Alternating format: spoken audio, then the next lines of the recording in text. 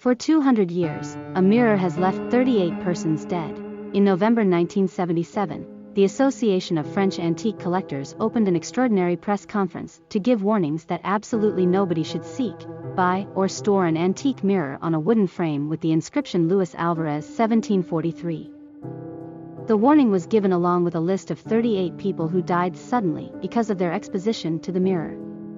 All of them died of hemorrhagic stroke.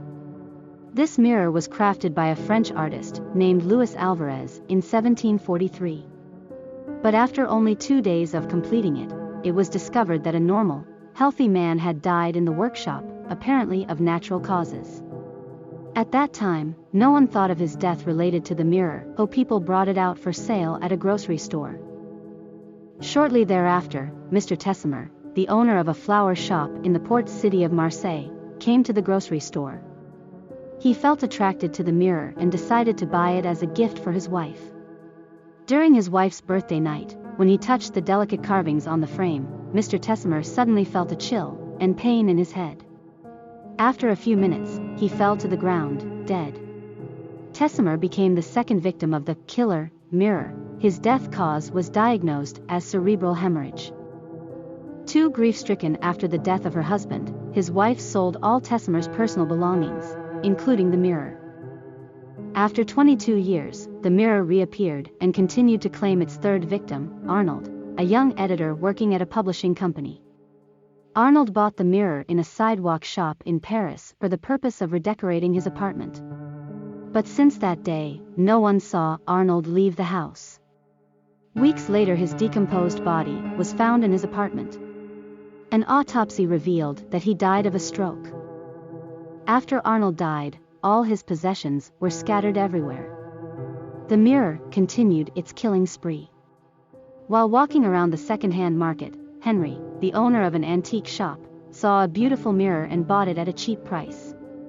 But just 3 days later, his body was found in the store. The cause of death was determined to be a stroke. At Henry's funeral, one of his close friends was amazed to see the mirror Luis Alvarez 1743, which he also saw before at Arnold's apartment. Incidentally, this person was a close friend of Arnold and Henry. Given the strange coincidence around the sudden death of both men, he was terrified, advising Henry's widow to throw away the mirror.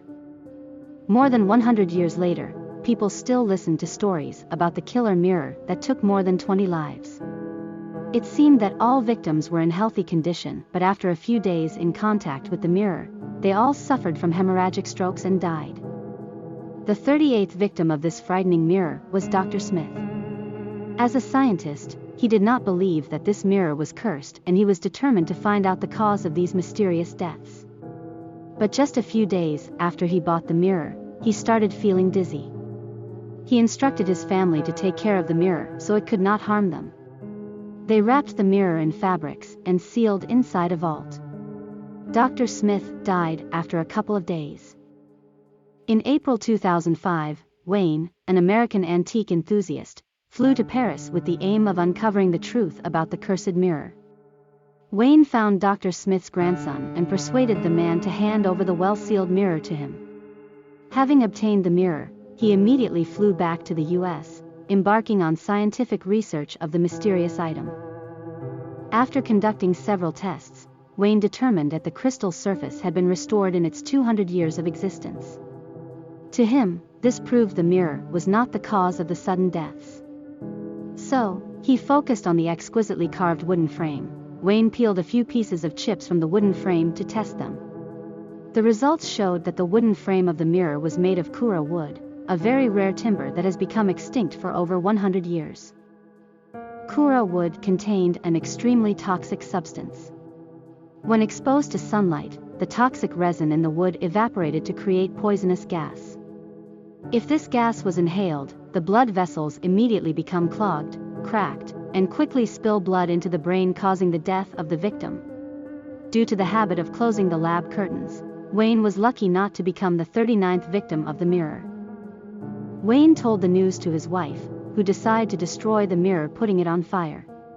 This way, the 200 years killing spree of the mirror was put to an end.